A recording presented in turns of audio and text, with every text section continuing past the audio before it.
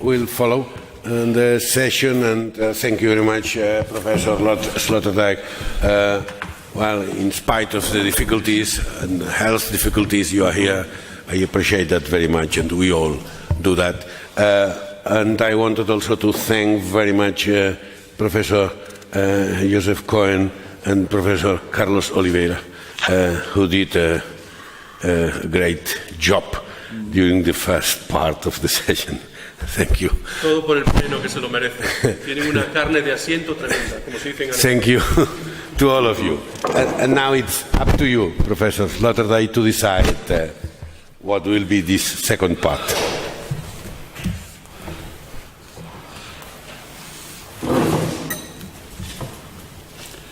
Okay, so first of all, I would like to apologize for being in quite a bad shape today. There are days in your life when you feel what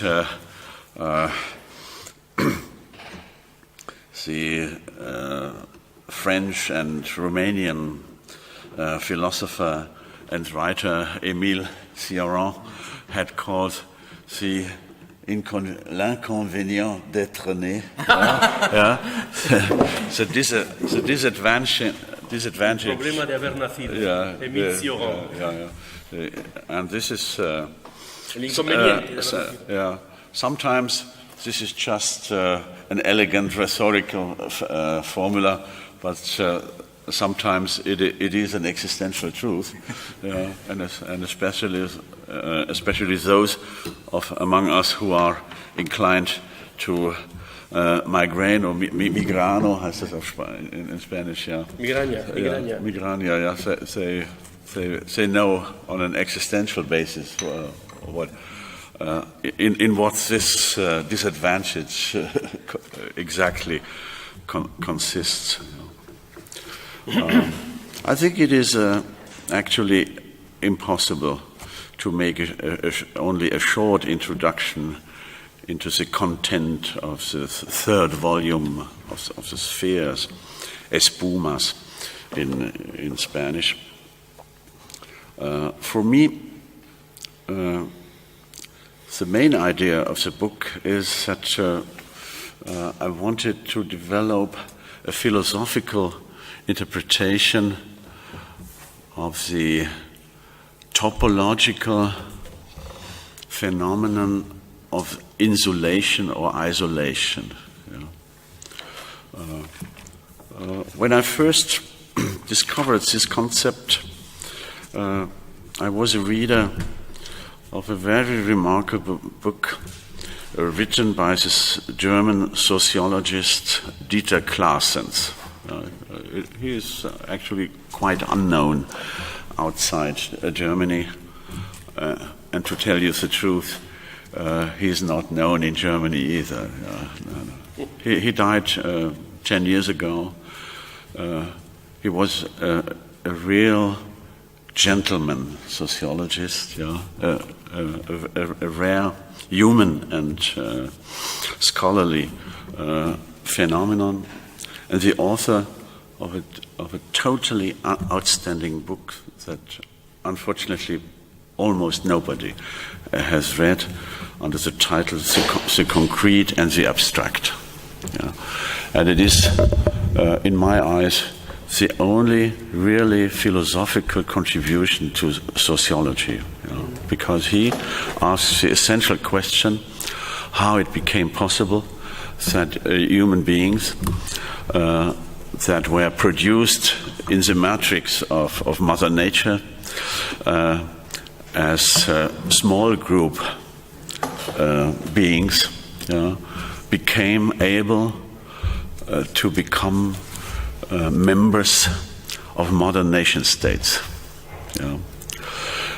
And in this book, he tells the real story of the aggrandizement of the human soul.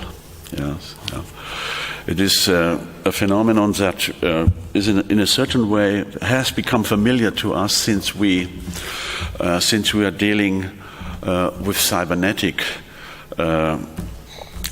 displays and with computers because in the computer world, everything is about reformatting of given programs. Yeah?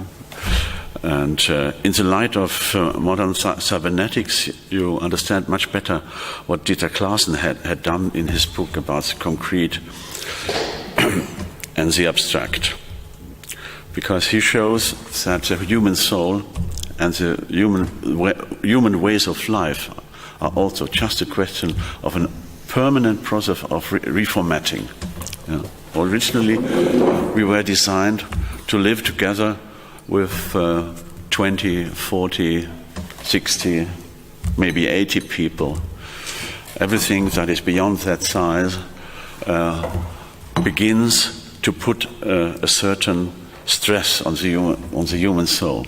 You know? And the human soul is just a metaphor for the inner organ, also these inner processes by which we respond to the necessity to cope with a reality that is in its inherent structure beyond our original formatage, or beyond our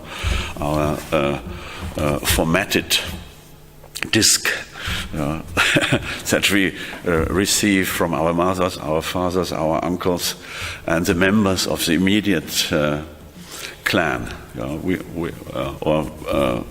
To use the precise term, the anthropological term, which is the horde. So in the beginning, human existence is existence, the capacity to exist within hordes. Yeah. And hordes are, as it were, psychological containers, relatively small containers that work like incubators. Yeah. Incubators for human beings that bring with them the predicament of the early birth. You know, or you might know that the main feature from an anthropological point of view of human existence is the fact that we lack, from the very beginning, we lack 12 months of pregnancy. Should we be born in a state of maturity that corresponds approximatively to that of ordinary mammals, capable to survive relatively quickly after their birth, we would need a span of pregnancy of 21 months. So we are all victims to a phenomenon that the anthropologists of the 20th century have called Neoteny. That means the fixation, teny from the Greek verb temnein, to hold or to fix, the traits or the characteristics of the neon, which simply means in Greek the infant, the small child. Neoteny means we are condemned to a fixation of biological characteristics that are typical for the existence of living beings that are born too early. So we are simply, all of us are born too early. The original horde, especially the original mother-child relationship,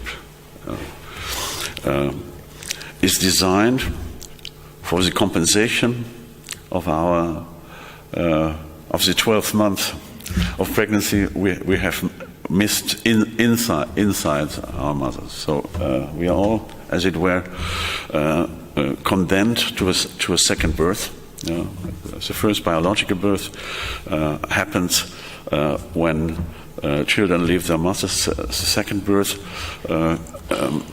will happen when the society as such has fulfilled its function as an incubator. That means as an exterior imitation, a social imitation of an uterus.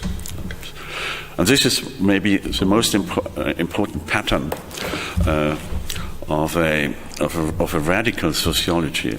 All societies have to be interpreted in terms of their uteromimetic qualities. And this is due to the fact that these early born human beings have to be integrated in a social structure that fulfills incubator functions. This is also has to do with the riddle of our late or belated learning of languages. We spend a relatively long period of time before we start talking. We do not talk before the fulfillment of the second part of the pregnancy. The outer pregnancy is, as it were, still a speechless period of time. Nevertheless, in that period of time, the human ear is already tuned to the voices of your own so-called mother language, or the voices of that, what the French called, or the Roman languages is called la patria, or la patrie. Yeah. Les enfants de la patrie.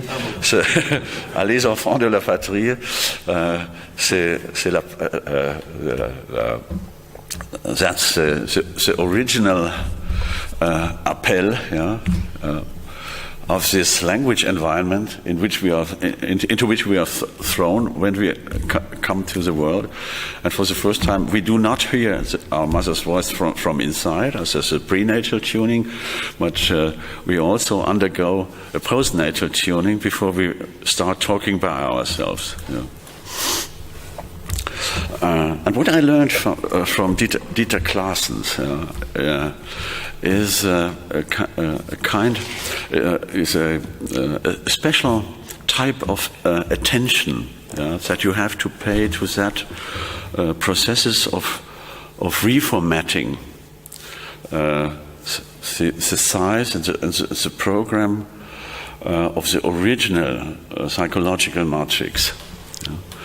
How to transform human beings that were originally designed for the existence in hordes, for the existence in a village, which is already a quite risky transition, let alone the question how to introduce these beings in the art of living in a polis, in a big city, to learn the art of coexistence with all those enfants de la patrie that belong to a modern nation state. In the moment when the famous Marseillaise was composed, the French nation had approximately 20 million members, and amongst the French, we could observe the first steps towards that modern big experiment to train people to believe that they belong to each other within a society that is structurally incapable of a collective meeting. You cannot organize meetings of all Spaniards or all French. Les enfants de la patrie ne sont pas rassemblables. Yes, that is the real problem. By the way, the French, nevertheless, made the first step towards mass culture, because the first real mass event of modern history was the first celebration day of the French Revolution. C'est 14 juillet 1790. This was the first mass assembly where approximately 400,000 people came together in Paris in order to celebrate this blissful event that was called French Revolution almost from the beginning. This is a strange phenomenon. So the French, when they made the French Revolution, they already knew from the very beginnings that they are making the French Revolution. It is rather weird. And 1 year after, they were already developing a kind of classicism of the events that had happened only 1 year before. So that is a really strange phenomenon. And similar celebrations were held all over the French cities in that time. But the French were also, as it were, the firstborn people to discover the basic problem of all modern nation states, that they are not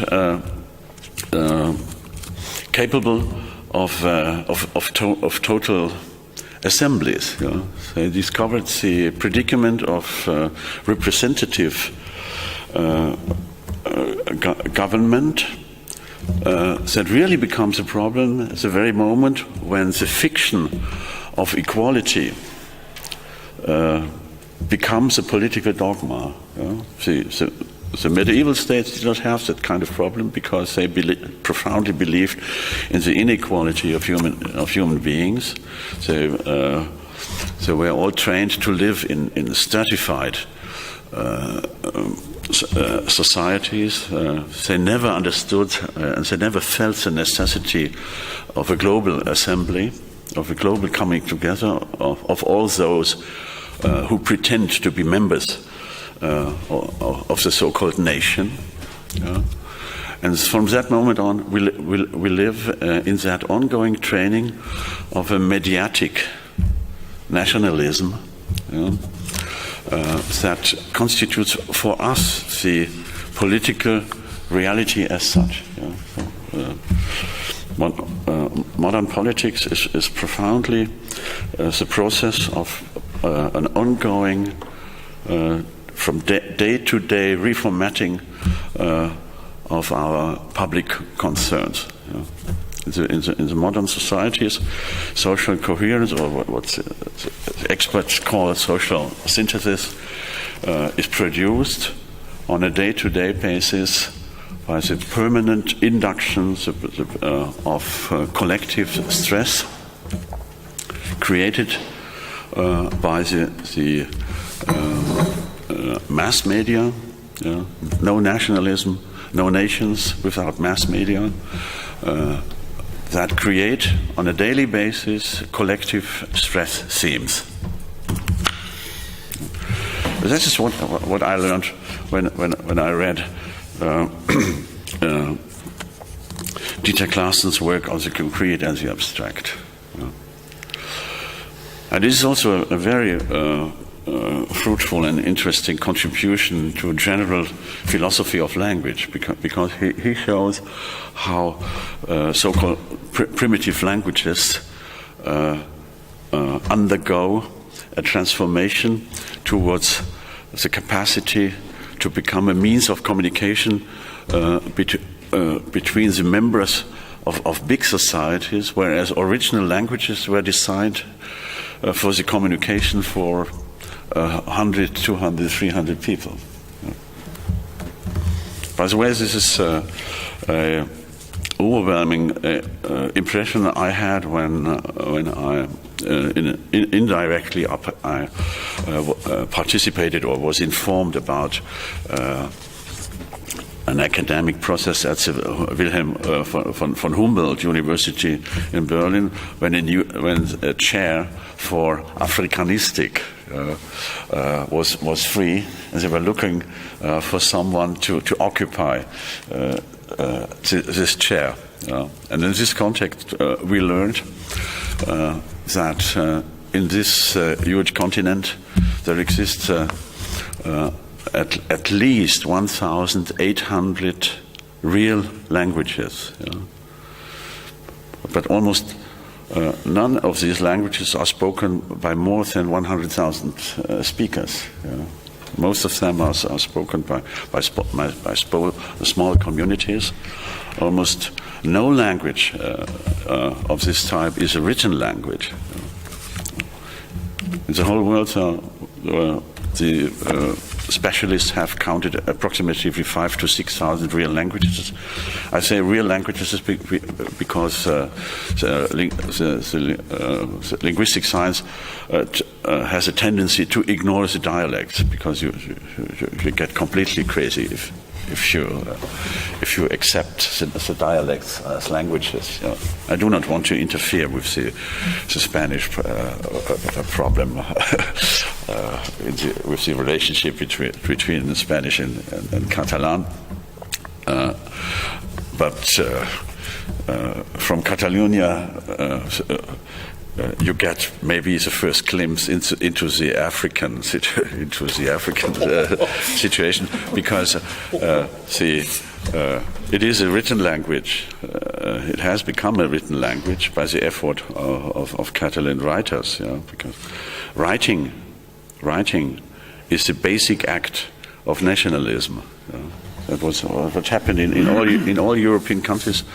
The writers have been the inventors of national myth, of national literature, of national classics, of national curricula for the school system, and so forth. But imagine a continent where 1,800 real languages exist, all of them looking for their writers, all of them looking for their own curricula, all of them looking for a means of transforming themselves into literary languages that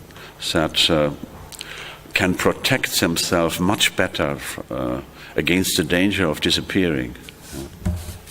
As long as a language is not written, it can die away without even being noticed by others. Because only those who die away are really hit by the linguistic death, and nobody else can realize what has happened. Okay, but the most important concept that I took from Dieter Claessens in his books, The Concrete and the Abstract, is the concept of isolation. He shows that the evolution, the biological and sociological evolution of human societies cannot be understood without the concept of isolation. Sometimes he refers also to the American version of this word, which is insulation. So if you meet an American technician and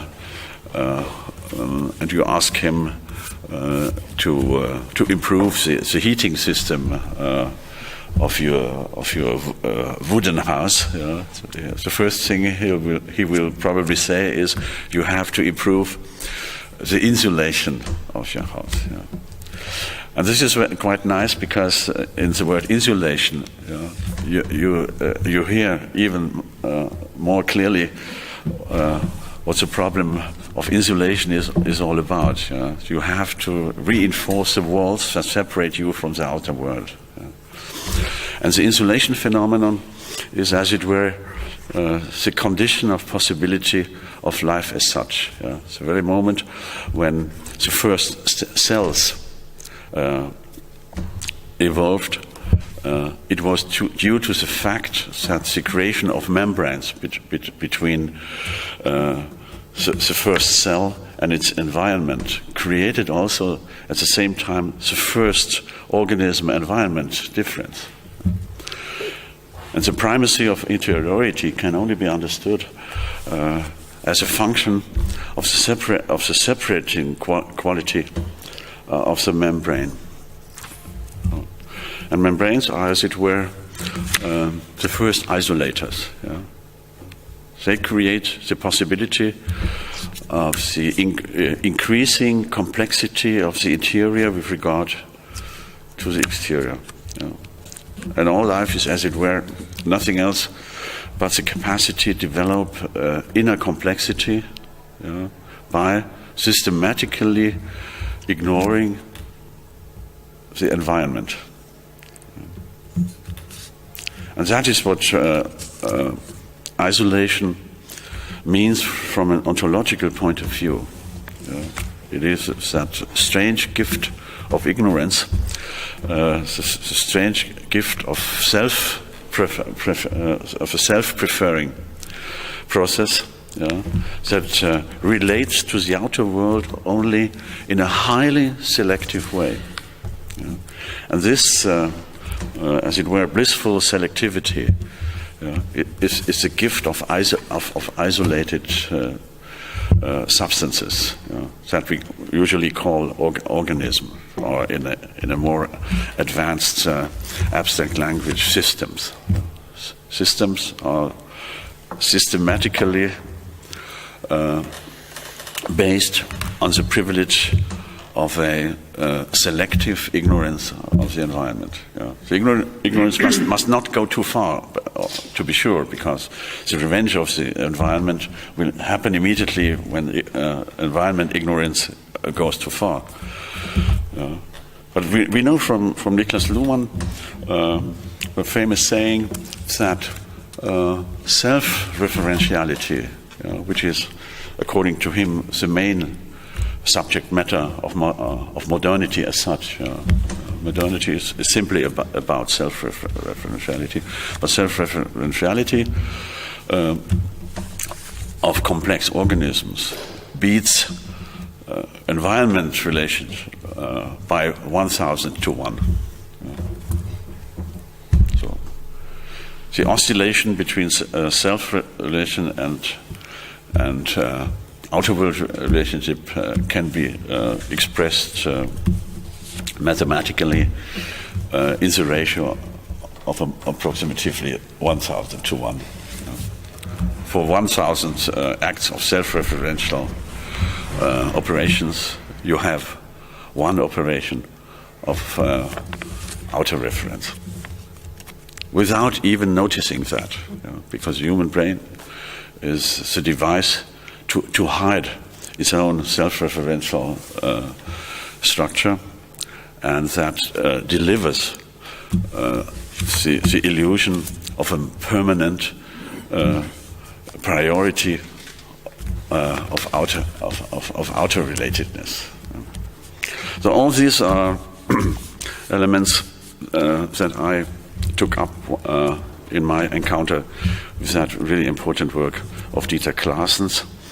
And if you read Esferas III, you will see that the main chapter of the book is a huge meditation on isolation,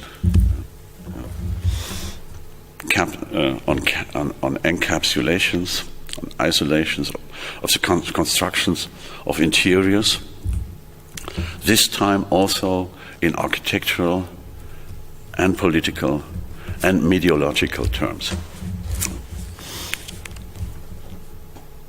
So, islanders of all nations unite. This is the slogan of the new Sphereological communist international. Co-immunist. That I have called the members of that community that is based on the concept of co-immunity. Immunity means that the system is sufficiently isolated to be able to protect its own integrity by its own means. Juridically, ritually,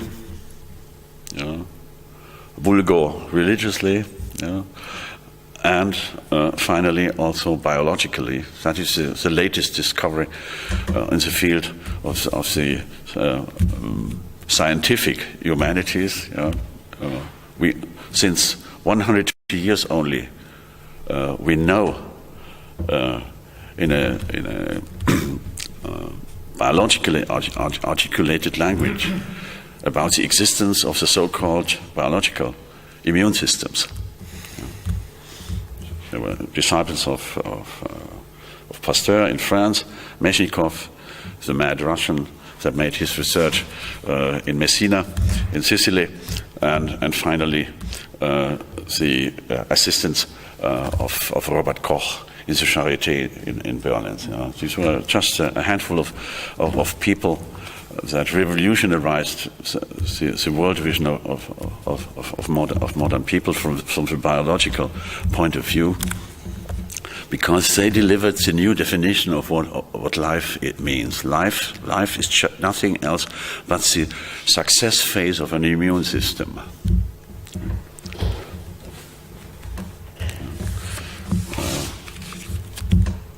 And if you have ever accepted this definition, you will be obliged to rethink almost everything you have been thinking before about life, etc.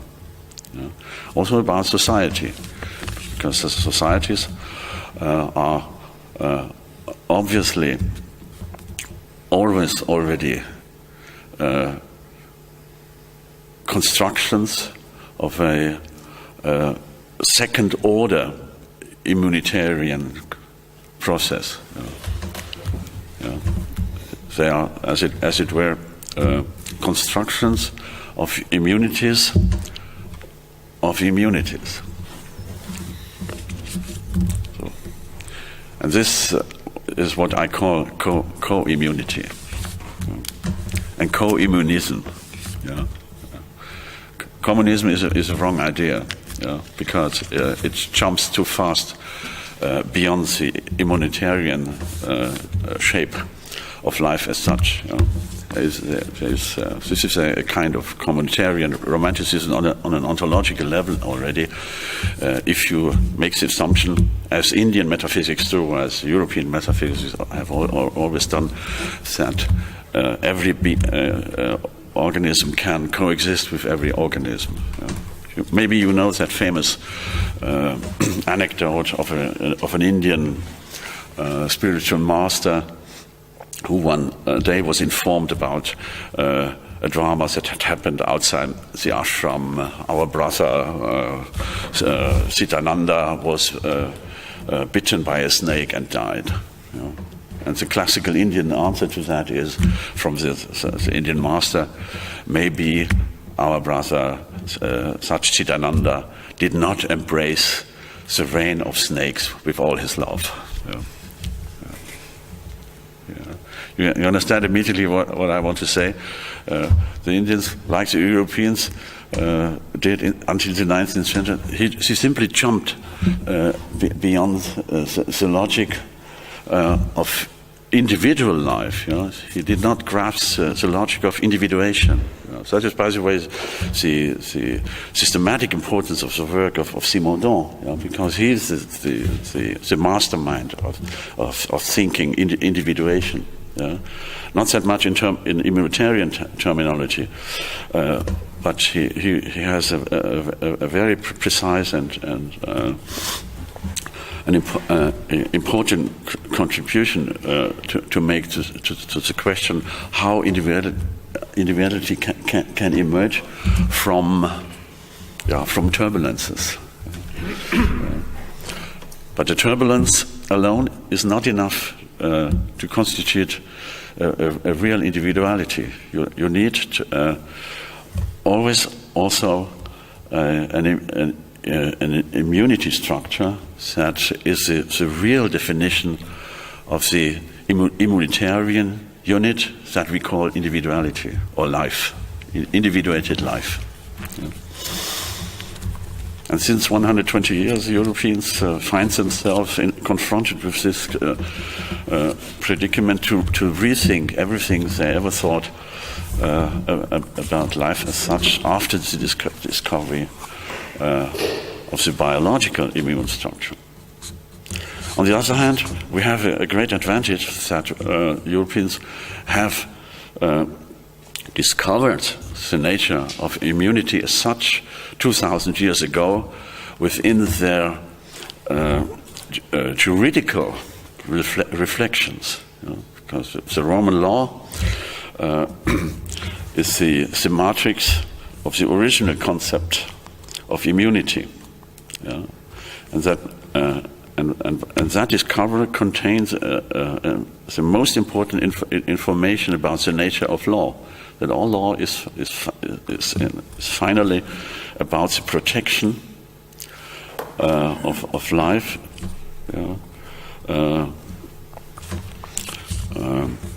because life is something that always has to envisage the possibility of being hurt. Immunity is the incarnation of the expectation of vulneration. And these incarnations also happen in institutions. For instance, the Roman law, the most perfect system of expected injuries that did not yet happen, but were already anticipated on the tables of the law. And all tables, as it were, all legal tables, including that written by God's finger and transmitted to the Jewish people by Moses, demonstrate the immunitarian function of the written law, the given law, as the anticipation of injuries that do not yet have happened, but will happen nevertheless.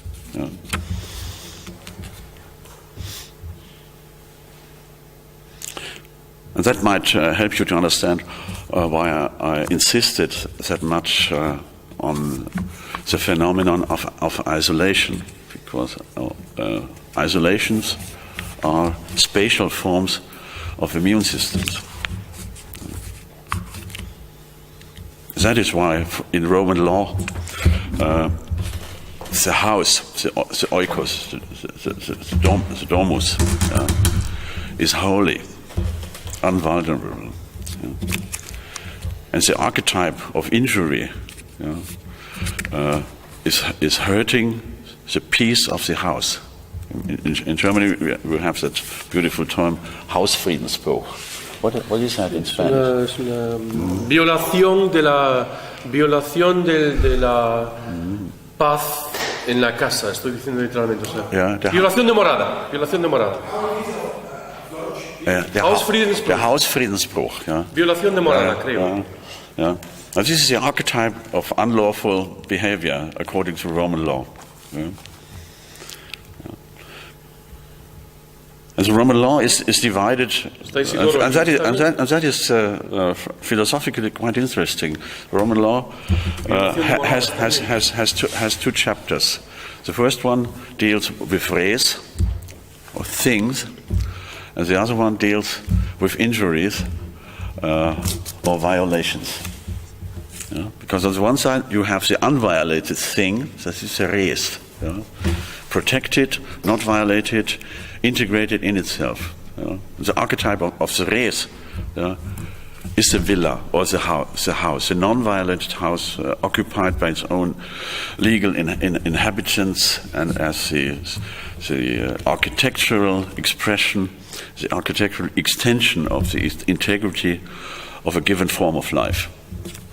And the second part of law is the list of all possible injuries that can happen to that, as it were, unviolable and nevertheless always violated piece of the house. Then we find a lot of direct and indirect commentaries on that phenomenon. Die Stimmungen auch. Die kommen auch rein. Die Stimmungen.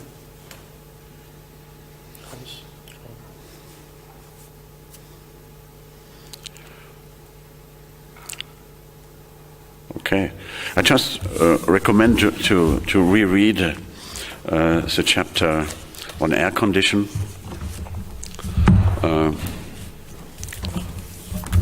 There is a hidden Hegelian dimension to this book, because I wanted to find a modern retranscription or redescription of the Hegelian term of the labor of the concept.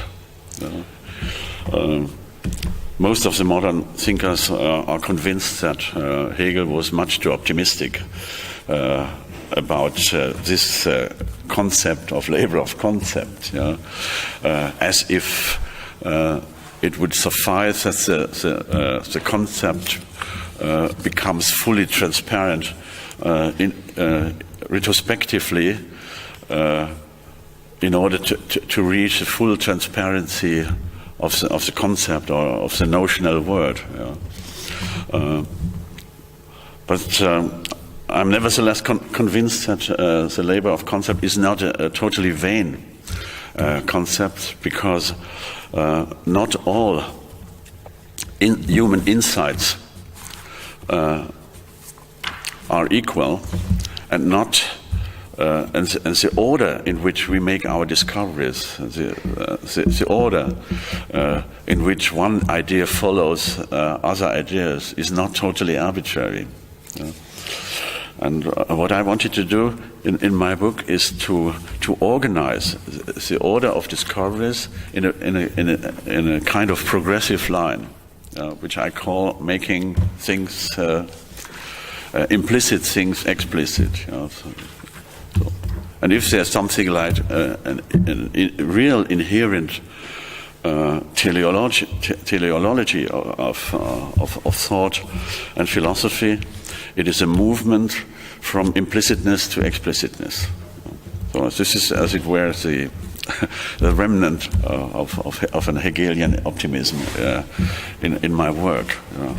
And my main example is to be sure, the discovery of the immune system, the biological immune systems, which allows us retrospectively to understand that law had always already the meaning of a social immune system. That is, by the way, exactly what Niklas Luhmann says when he insists on the sentence, the law system is the immune system of the social system. This is one of the ugliest sentences of the German language, but nevertheless one of the most intelligent and the most illuminated.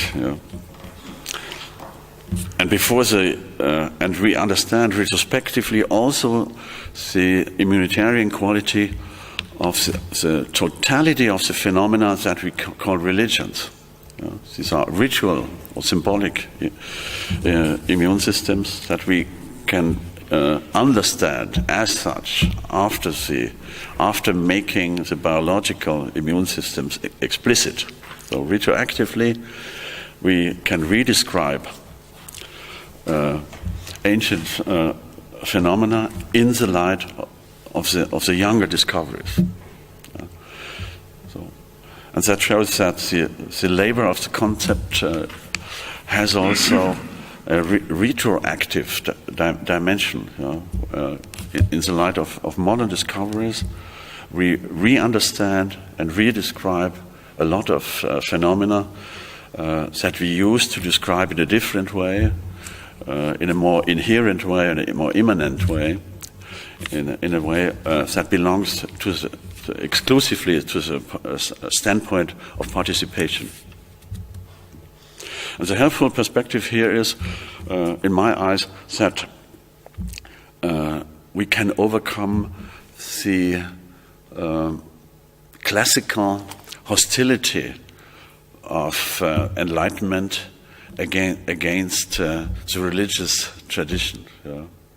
Enlightenment must no longer be destructive against the religious field or the religious phenomena as such, because the redescription of the ritual immune system allows us to maintain and also to filter those of the religious phenomena we cannot renounce to. Because it would mean to drop our insights into the necessity of immune systems. That is, actually, if you would like to destroy or to remove or to dissolve everything that belongs to the so-called religious heritage of humanity. That would, the equivalent of such a suggestion would be to drop all your biological immunitarian structures, and to live in that phantasmatic directness of the Indian master who makes that strange proposal to embrace the world of the snakes with all your love. That means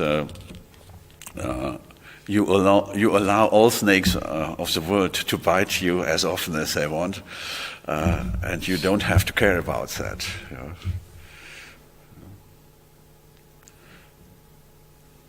The same phenomena could be described in a more classical language as the dialectics of the border.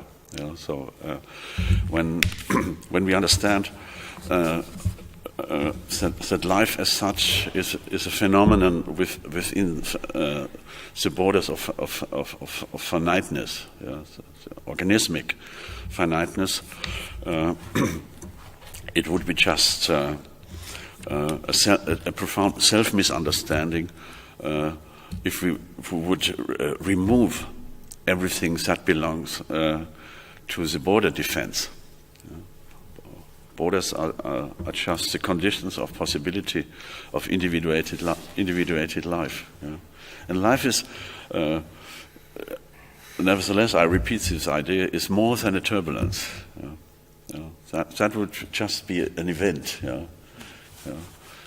This is one of the reasons why in spite of a certain sympathy for it, I feel, after all, a little bit hostile towards this new romanticism of the event, especially in the contemporary French thought, is prevailing.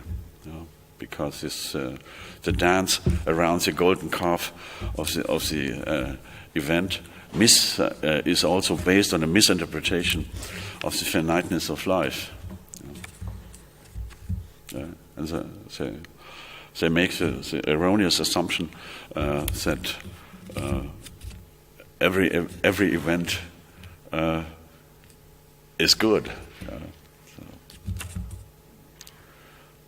But that is due to the fact that for the contemporary French philosophy, the labor of mourning about the revolution has not yet been completed. That is the French illness today. They are all longing for the revolution, and they simply refuse to understand what Napoleon already said in 1799. La révolution est finie. That is the most important sentence of the 19th century. And the 19th century is nothing but the battle about the truth or untruth of that sentence.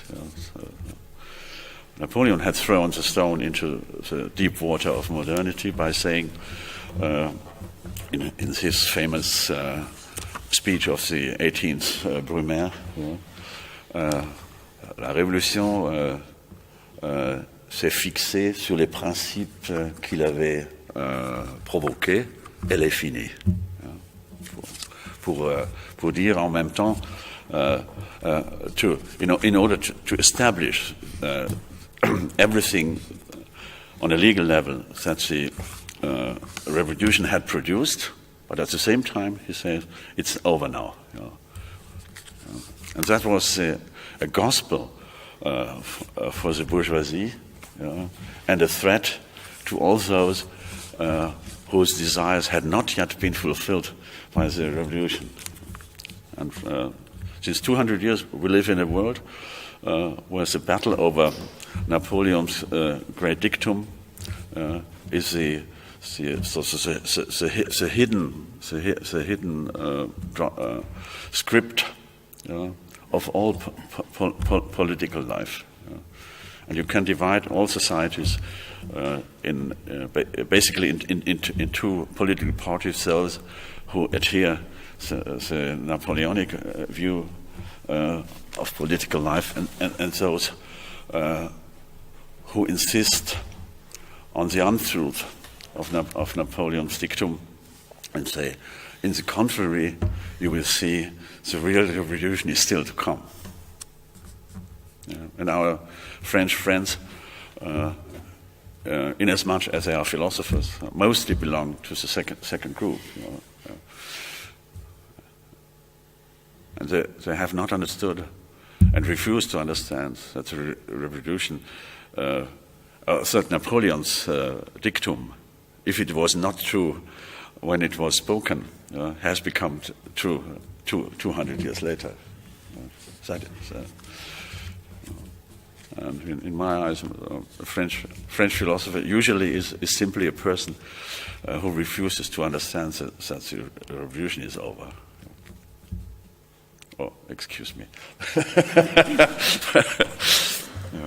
But it's just because we want to have every year another holiday, that's why it's not over. We want to have another holiday. Yeah, but the French have committed a tragic error when they suppressed the tradition of the Third Republic from 1870 until quite recently, in the beginning, until the beginnings of the Fifth Republic, the de Gaulle era. The beginning of the French holidays was the 14th of July, and it was absolutely inconceivable to begin your holidays on a different date. So this was a holiday. It was the beginning of freedom. Liberté means le 14 juillet, le début des vacances. And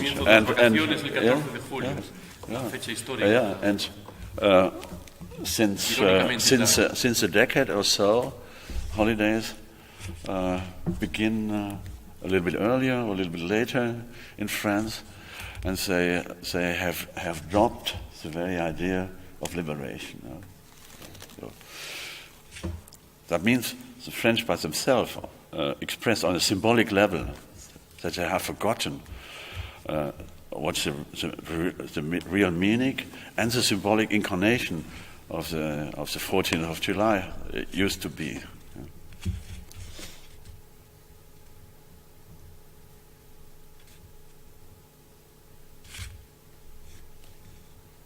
But this is also a part of the dialectics of the relationship between Spain and France, because Napoleon came to Spain as a liberator. But the Spaniards refused to be liberated by the French. When Napoleon came to Spain, he didn't say a single wrong word. Everything he said was perfectly right.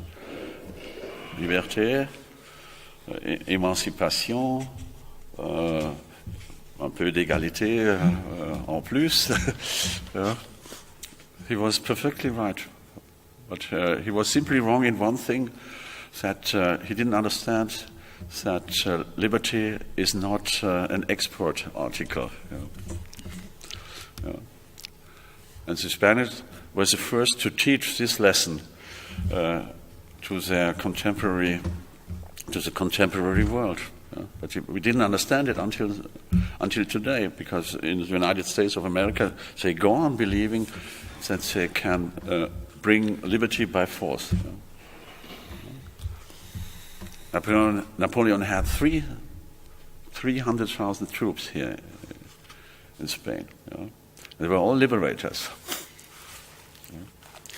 And the Spaniards refused to accept that kind of liberation. And since the year 1808, there's a new word in the international vocabulary, a Spanish word, guerilla. That is the teaching, the key word that the Spanish lesson included for the rest of the world. And until today, we have not understood what guerilla really means. It is a refusal of a proud nation to accept liberation from invaders. Nur ein Wort zu Ja, ja, ja. Entschuldigung, Alemán, solo una frase.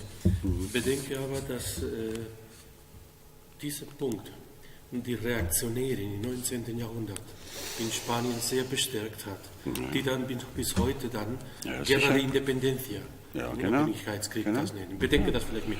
Le doy una indicación para que piense también. El reforzamiento de los racionarios, que le han llamado eso luego la independencia, y que lo escriba en la dinámica. Yeah, but you must not forget the real meaning of the political term reaction. Does not only describe the aristocratic reaction in France against the revolutionary bourgeoisie, but it also means the reaction of the nations against the French expansionism. And so the political messianism of the French Revolution has been the primordial force of provocation of all so-called reactionary movements. That in Germany, the anti-Napoleon reaction lasted at least until 1945. In Spain, until the death of Franco. They had 6 or 7 generations spoiled by a single event. Because the tradition of the anti-Napoleon, anti-liberal reaction took 6 or 7 generations in Spain. In Germany, we had 5 to 6 generations of anti-French reaction. In Russia, we are still waiting for the end of the anti-Napoleon reaction.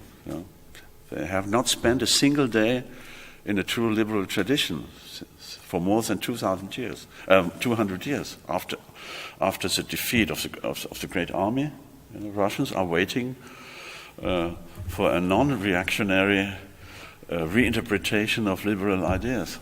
They are living in the 10th generation of anti-Napoleonic reactions.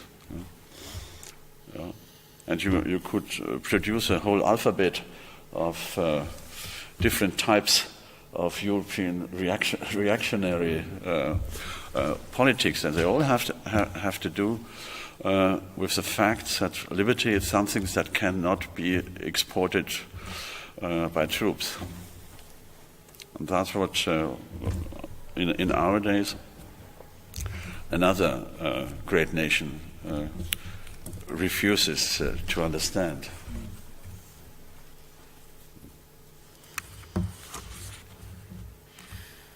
Eso está en el capítulo, por cierto, en el capítulo 3 de Ira y Tiempo.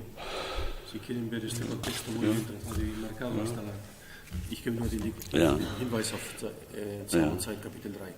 Si quieren ver esta contextualización, que quizás aquí sea un poco rápida, está muy bien tratada en este contexto paneuropeo, en el capítulo 3 de Ira y Tiempo. Had not the opportunity to put your question, I think, I wonder if you want and if you are prepared for that. Very sure.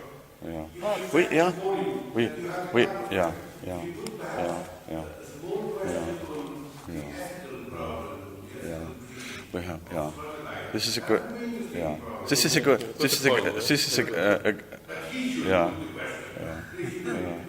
This is a good way to reach the end of the session. I answered the question. But you might have realized, due to that indisposition and migraine, today I'm not able to reach the interesting parts of my brain. Sometimes it happens here. You know that when your computer says sometimes access denied. And that's what happened to me today.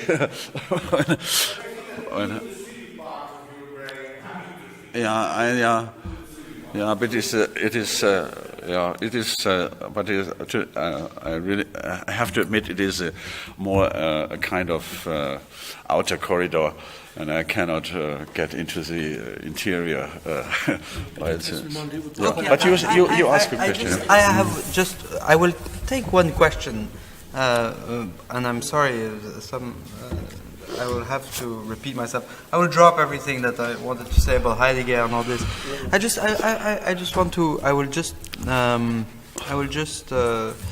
I will ask you, in what you are saying today, it cleared up a lot of things in my mind about co-immunity, community co-immunity. It was quite interesting to me to listen to you on co-immunity. But I want to ask you the question, and I think it would be a good question for today, actually, is the question of forgiveness.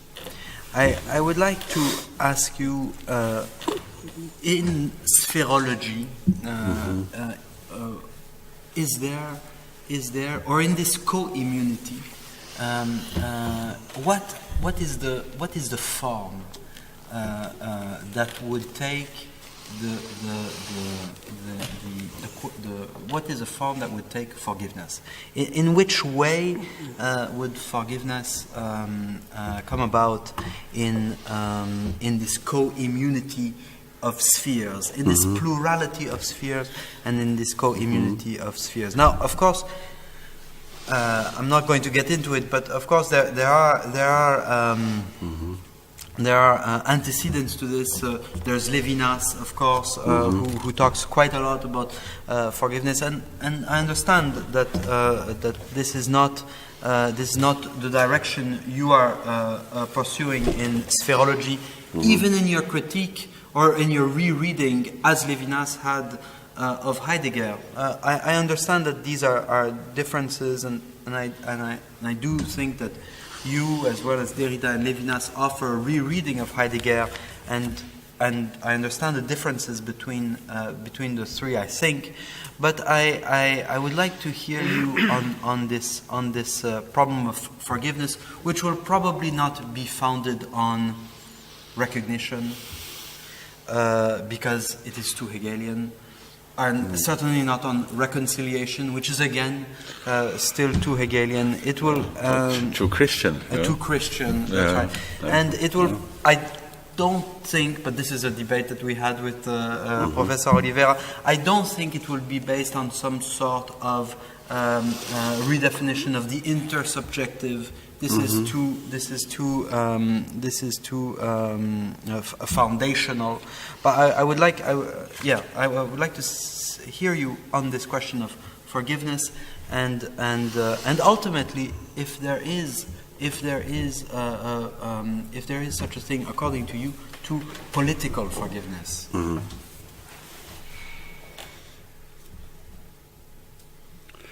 You know, the political dimension of forgiveness was discovered in the European tradition as a political problem. After that famous episode in the history of the city of Athens, after the so-called tyranny of the 30. Yes. Yeah. This is a strange story. You must remember La tyrannie des 30, die Tyrannei der 30. That is a story that is important for the history of philosophy, because that chain of causalities led more or less directly to the death of Socrates.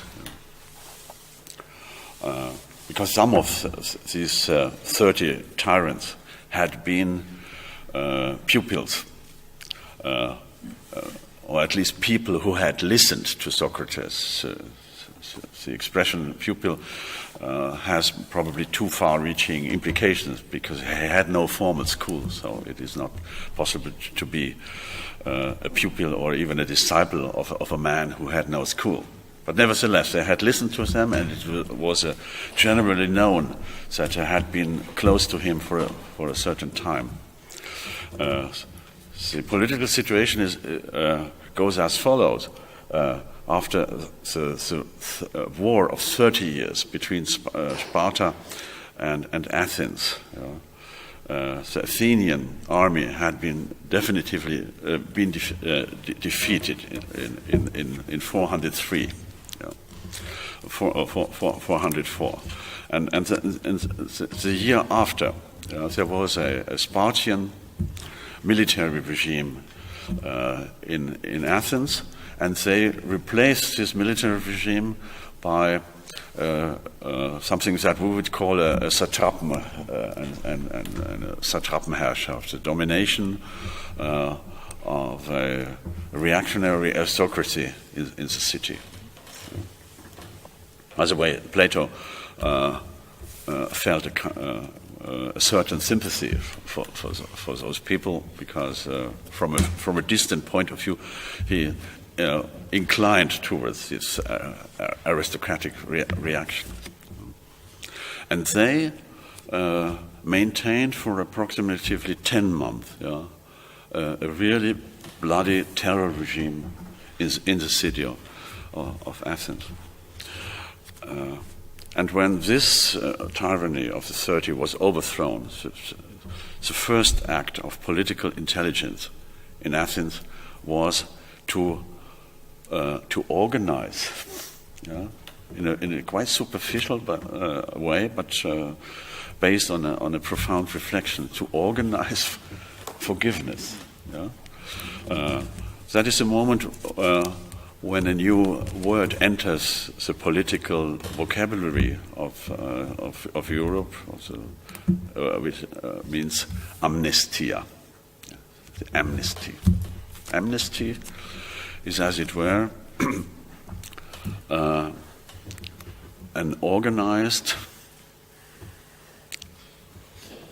forgetting. Amnesia and amnestia do not only sound similar, they are based on the same idea. And the difference is that there is a kind of amnesia, forgetfulness that is not a spontaneous act or a failure of memory. But the origin of this amnesia is a decision. It is a moral act that is based on the decision not to remember certain crimes, not to remember certain acts, unlawful acts, in the light of the insight that future cohabitation of citizens will not be possible if certain crimes will not be willingly forgotten. And this is an extraordinary, rich concept that helps Europeans to overcome the worst crisis in their history. Also, after the war of 30 years of modernity in the 70s, the former warfaring parties made ceremoniously vows, not to remember what the enemy had done, and to forgive themselves and to forgive the others. And the only thing that would be missing in this story is a reformulation of these reflections in the language of the immunitarian concept. It is possible to deliver an immunological redescription of the relationship between amnesia and amnesty, amnesty and amnesty.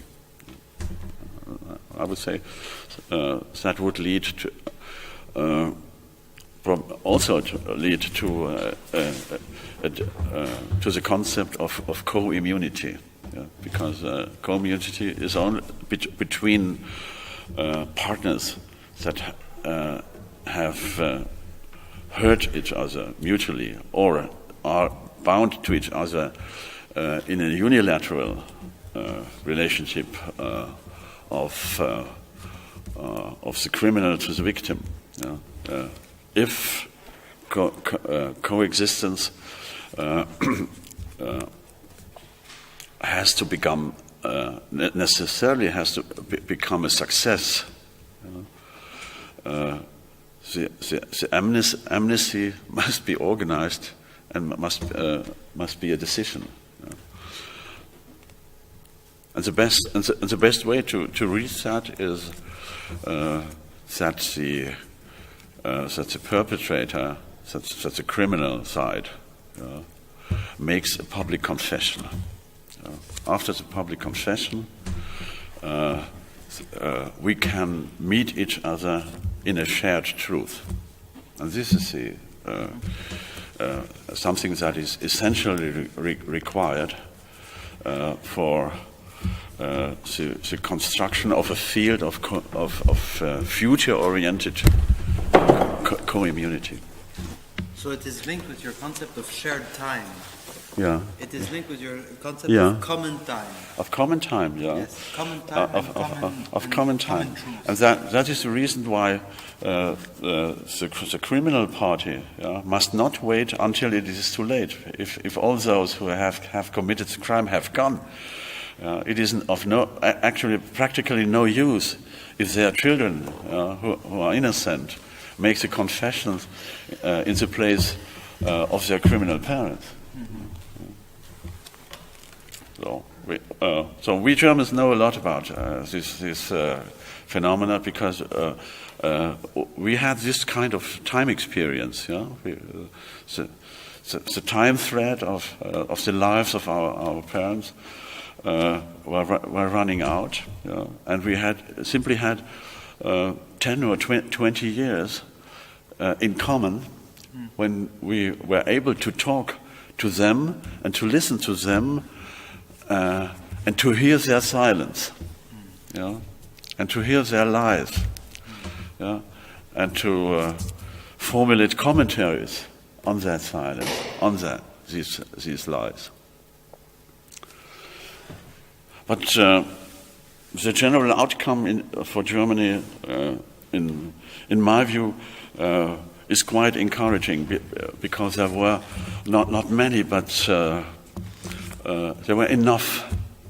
The element of confession was just enough to re-establish a link with the party of victims. That is the reason why, in the actual world, there is probably nothing as reliable today as the German commitment for Jewish questions. For me, it's community another term for Konsubjektivität. Konsubjektivität. This is a relationship between Kommunität and Konsubjektivität. Yeah, I have made an effort to replace the concept of intersubjectivity or consubjectivity. Consubjetividad, creo que dice en español, ¿no? ¿Me entiende? El que yo interpreto un poco como la subvariante de la intersubjetividad y es la coinmunidad, quizás permita relacionarlos, lo que intenté decir. But in my book, You Must Change Your Life, I made a proposal to replace the concept of the subject by the concept of the trainee. So that means what we call subject is simply the carrier of all series of exercises that a human being is performing. Because we are all we are all trainees of our own competences. So we are bundles of competences. That is the subject. And if you want to have conceptually also a carrier for these bundles of exercises, you call it subject. Yeah. I would not mind. Yeah. But according to me, you do not say anything new because an analysis of your exercise systems is a much richer description of your so-called subjectivity as the term subjectivity as such. But the subjectivity becomes a rich concept only in the light of the classical theory of the faculties, the Vermögenspsychologie. If you say a subject consists out of the faculty of judgment, the faculty of perception, the faculty of reasoning, and so forth, and so forth. But this theory of the faculties can be redescribed in a much more convincing way as a training theory. So because if we are competent human beings, it is due to the fact that from our first breath on, we are constantly repeating, rehearsing, and training whatever we pretend to be and to be able to do. Everything is based in training theories. And that leads, in my eyes, to a much richer description of the field of subjectivity, also of subjectivity, because this is the point. Because the relationship between two subjectivities is always a relationship between two organisms that do not have the same degree of training or the same content of training. And if we enter into a dialogue with each other, what we discover is always the degree of our training difference. Because we are all marathon runners. Because marathon, we all are doing our existential marathon. And if you have ever seen a real marathon in Berlin, in Boston, or in New York, you know that the winner comes after 2 hours, 5 minutes, and the last one comes in the next day. But everyone who reaches the goal is a winner. And that is, for me, the real image of consubjectivity. To exist in a society means always to discover the training differences between us. It's a classical term. Está haciendo referencia a lo que proponía el profesor Reguera, que quizás estaría bien traducir el texto de la polémica política del último año referido al concepto de lo que yo llamaba ejercicio, exercise, que está ahora él comentando, y lo que hizo no fue más que, a mi modo de ver, es un simple pequeño comentario, relacionar el meollo de su teoría, de su filosofía teórica, y el paso a esta dimensión práctica y práctico-política. Yo creo de modo fantástico, además. Petit comentario en español.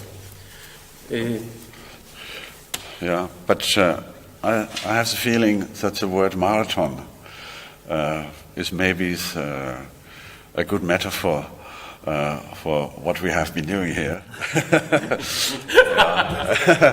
And I'm absolutely grateful to my fellow runners here. I think that we might go on and on and on forever, but we have to come to an end. So I wish to thank very, very much Professor Reguera, Professor Cohen, Professor Carlos Oliveira, for they did a marvelous job, but of course, especially Peter Sloterdijk. It was really a stimulant session.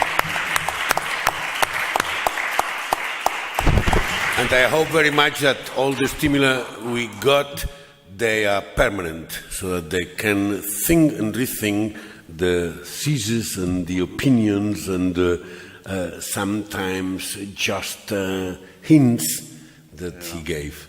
Well, it was great to have you here. Yeah. Thank you very much. Yeah, and we always had Heidegger among us. I hope you noticed that. Because Heidegger was a man who said that philosophy means to think always the same thing, but not the same way. Exactly. Yeah. Thank you very much. Thank you. Yeah.